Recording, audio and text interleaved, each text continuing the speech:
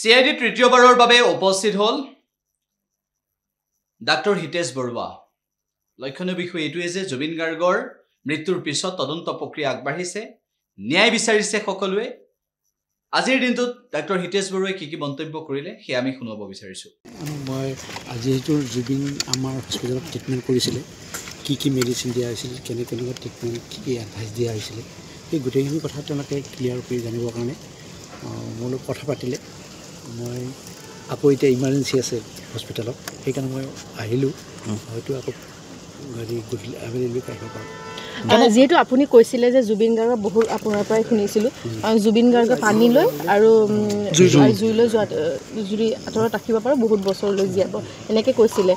বাথৰুমত গ'লেও দুৱাৰ বন্ধ কৰি যোৱা এই বিষয়টো আপুনি যেতিয়া কৈছিলে তেতিয়া সিদ্ধাৰ্থ আছিলে নে নাই? তাত আমাৰ এইটো এটা টিমেই আমি ট্ৰিটমেণ্ট কৰিছিলোঁ। তাত নিউৰ'লজিষ্ট আছে, কাৰ্ডিঅ'লজিষ্ট আছে, গেষ্ট্ৰণ্ট'লজি আছে, চাইকেট্ৰিক ডক্টৰ আছে। গোটেইখিনি ডক্টৰ লগ হৈ পেলাই এটা টিম হিচাপত আমি ট্ৰিটমেণ্ট কৰিছিলোঁ।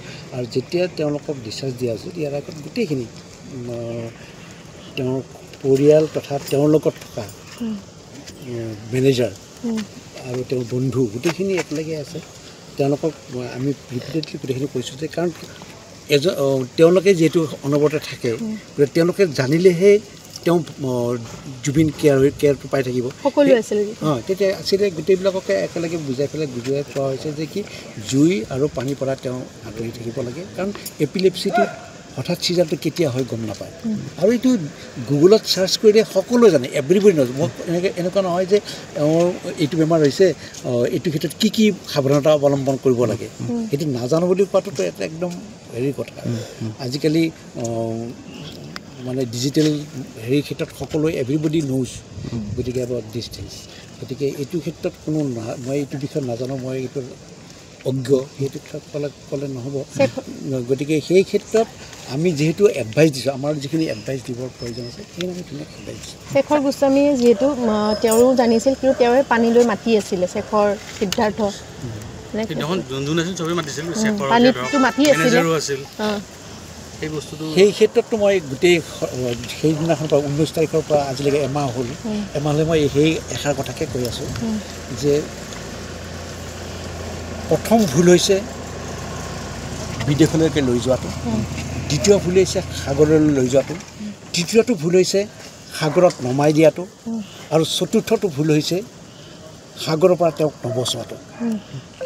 এজন নহয়, দুজন নহয়, 16জনকৈ মানুহে দেখা পাইছে জুবিন গাৰ্গ ক্ৰাইচিছত পৰিছে। সেই মানুহখিনিয়ে তেওঁক উদ্ধাৰ কিয় নকৰিলে, আৰু লগে লগে কিয় হস্পিটেলত লৈ যোৱা নহ'ল? এই গোটেই কমপ্লিটলি এইটো অৱহেলা বুলি নিশ্চয় আমি নিৰীক্ষণ কৰিছোঁ।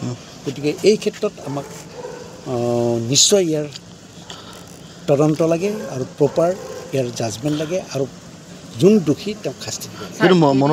এইটো মই স্পষ্ট কৰি দিছোঁ যে মই কোনো বিশেষ ব্যক্তি নহয়, মই এজন সাধাৰণ ব্যক্তি। মই সাধাৰণ মানুহৰ লগত থাকি ভাল পাওঁ, আৰু মোক